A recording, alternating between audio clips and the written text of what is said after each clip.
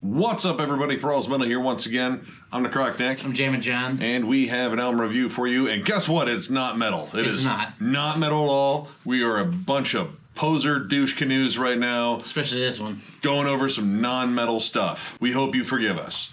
Actually, we're just going to do it anyway, forgiveness or not. I mean, you had me at poser douchebag, obviously, because that's what I am. So we are going to go over the latest album from Crosses. Goodnight, God Bless, I Love You, Delete. This also comes out on the 13th of October on Warner Brothers Records. This band formed in 2011 in LA. This is their second full length, though they have 6 EPs. I own their self-titled debut. I thought it was an absolutely killer album. I actually have Permanent Radiance, which, spoiler alert, that'll be in a collection update in the future. And for those that don't know, this is sort of a side project / collaboration between one Chino Moreno from the Deftones and Sean Lopez of Far, or at least formerly of Far. I'm not entirely sure if that band's still around. This is something they decided to do as kind of like a synth pop project, and there's definitely a lot of alternative. There's a lot of just kind of 80s synthwave, tons of modern 80s. pop too. Just sort of dark, dreary music that I think would appeal to people that want more out of pop music now, because a lot of pop music I think is just kind of dull, but this is actually interesting. Well, I mean, it's more interesting than pop because it incorporates a lot of different elements other than pop. There's trip hop and straight up R&B grooves. There's a bunch more to it. And it can kind of change around from track to track on here, in terms of the styles that they are weaving together. Pretty much the big unifying thing in terms of a stylistic thing is Chino on vocals. His vocals, I mean, if you're familiar with Deftones, we definitely are.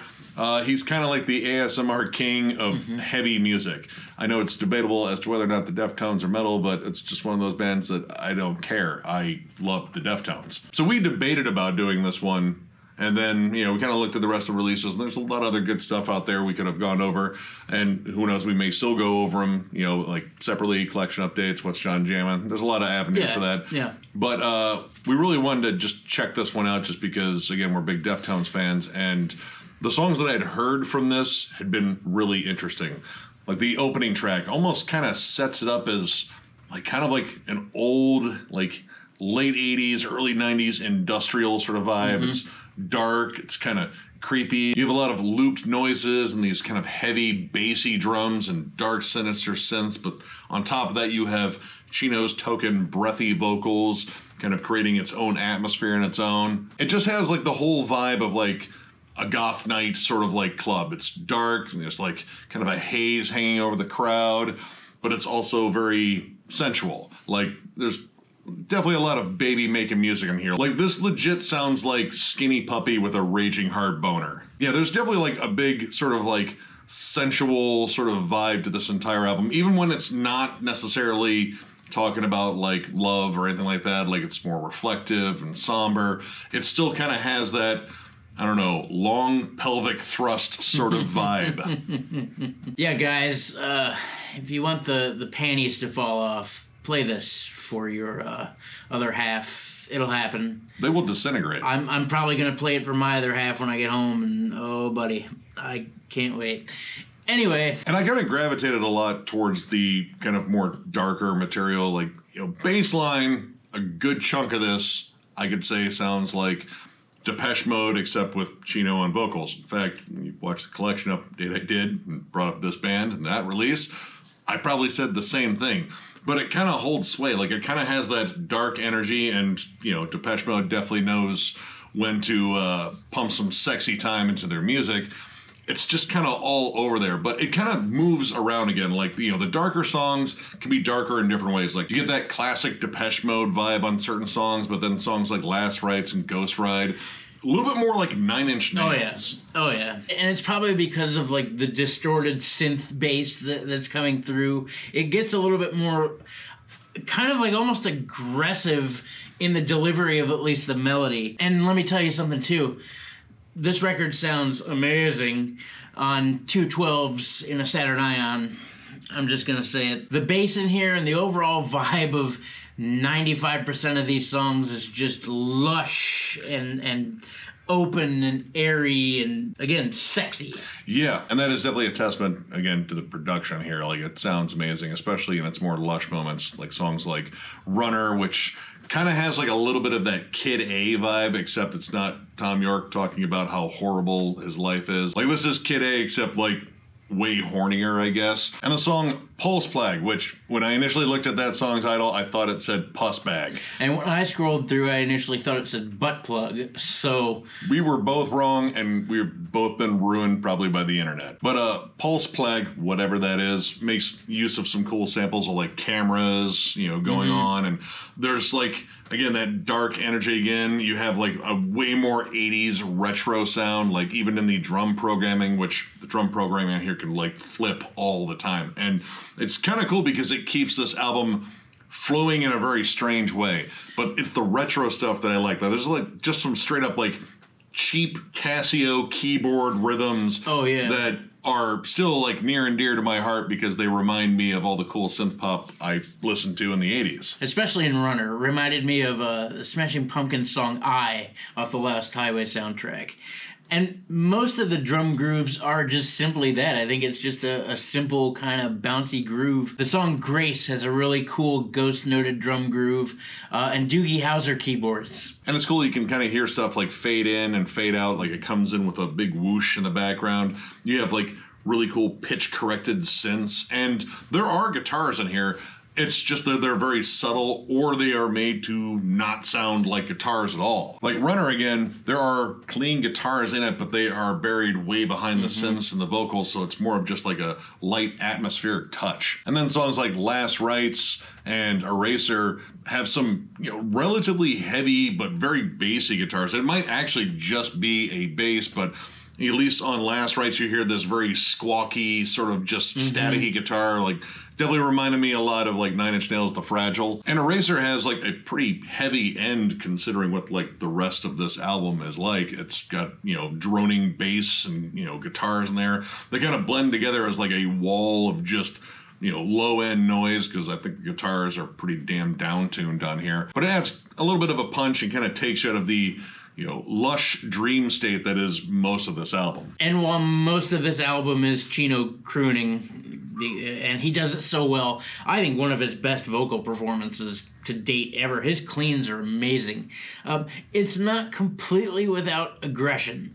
In the song Big Youth, actually, his vocals get a little bit more akin towards like a pre-chorus setup to a Deftones song. Yeah, honestly, like that's got one of like the biggest tonal shifts, I think, because, you know, it starts off with like a more straightforward like hip hop rhythm, or trip hop in this case, because it is kind of ambient and lush.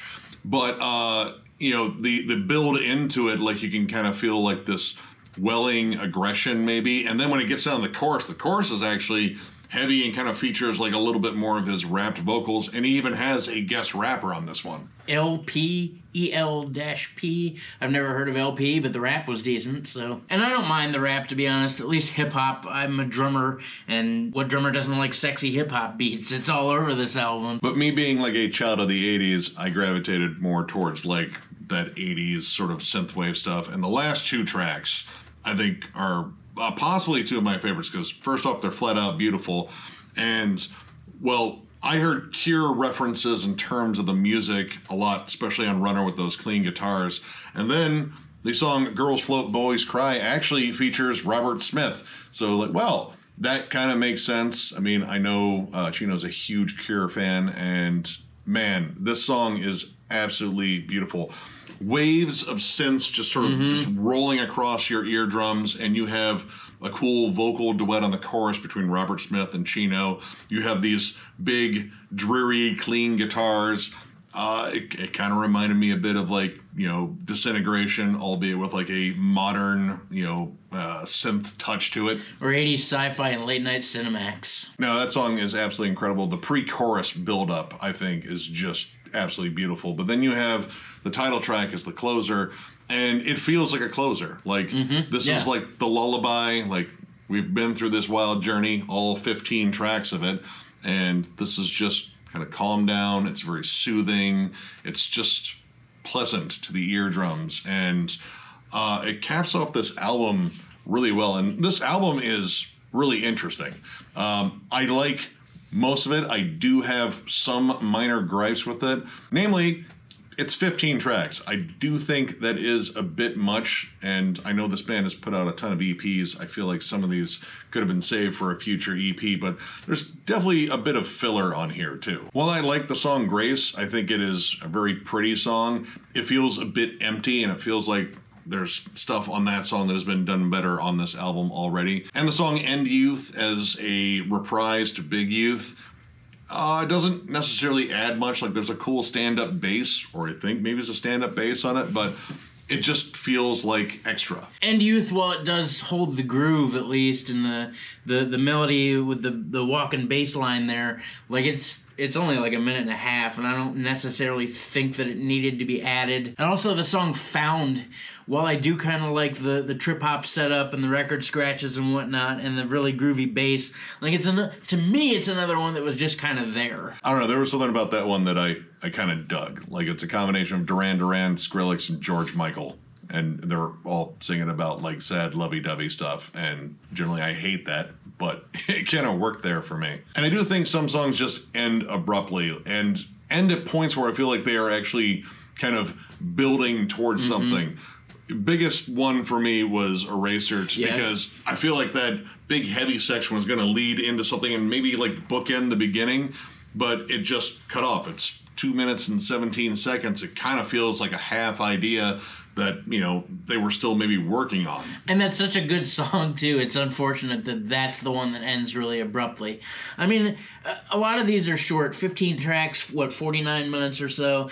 So, I mean, a lot of these are shortened, but that was a really good one. Yeah, I had the same thing with the Pulse Plug, Pus Bag, whatever it is. Butt Plug. Yeah, that one just kind of cuts off too soon. And Natural Selection, though I do like the looped, sexy breaths that are in there, which is kind of a cool thing for the atmosphere. There's some Prince vibes on that song, and Prince was kind of an expert at baby making music too, so I mean, I dig it. Prince, and I even thought it had some early on Black Eyed Peas vibes to it. So yeah, overall, I dug this. I really dug this. Totally off the metal grid. There is not an ounce of metal on here whatsoever, and well, obviously, I don't give a shit much about like being a pure, true metalhead in terms of that, because I dug this. I thought this was fun, and I'm going to go ahead and give it 4 stars.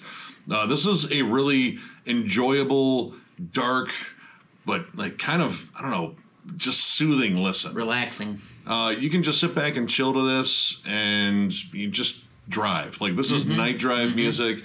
The production's amazing. These two guys really meshed together on this, and while I kind of like the first one maybe a little bit more because there's just enough rock elements in it, this is still awesome. In fact, I think the synths are like almost the scene stealer if it wasn't for Chino just doing Chino things on here. The choruses are absolutely infectious as hell.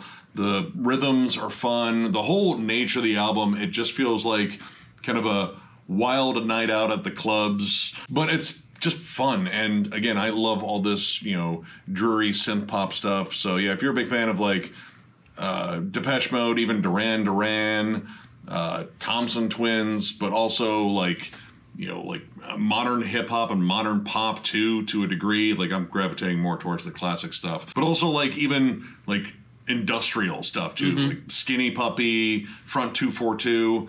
Check this out. This is a really interesting project, and I'm definitely picking this up because I think this is going to be just a nice break from all the insane death metal that I listen to. Nick was right. This is definitely not metal, and I realize we are thralls of metal, but we are Deftones fans, and also giant posers.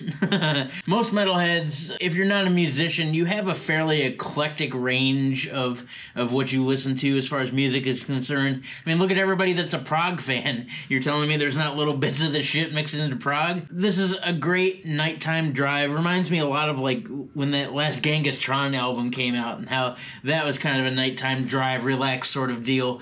And it's just very soothing, very airy, very open, definitely very bassy. Again, if you got great speakers in the car like we do, this is gonna sound pretty fucking killer. This is Chino doing all the stuff that he can't necessarily do in the Deftones, because some of Deftones stuff is a little bit more aggressive, and this is just all his laid-back crooning, you know, panties are falling off left and right. Probably doesn't have to, like, tolerate Stephen Carpenter and try to convince him that the world is round all the time, too. Steph, you smoke too much. Calm down. So it's also 4 stars for me. It's a great listen. Each of these songs, again, while not being metal, they are, a lot of them, very unique in their own right. And you're definitely going to do some bumping and grooving, like the hip-hop beats and the bass lines and the melodies. And, like, you're just going to spend a lot of time going, yeah, yeah. If you're a fan of things like Smashing Pumpkins' Post Melancholy and the Infinite Sadness, 9 Inch Nails, this is just a really relaxing, pretty awesome listen, and it's not metal, but I don't care. So, if you enjoyed this review, give it a thumbs up, and if you are new to the channel, subscribe, because we do stuff like this all the time. Maybe not necessarily like this, but yeah, we do a bunch of reviews all the time. Every now and then. Every now and again, we fall a little bit off the beaten path and go with something out in left field. This is it. Yeah. But, yeah. We are also on Patreon. If you'd like to help us out there, there's a link down below at thrallsmetal.com. Our Patreon link is there. It is also on our channel, but on thrallsmetal.com is our store. We have t-shirts. We have new t-shirts that are absolutely awesome. We have old t-shirts that are absolutely awesome and also discounted right now.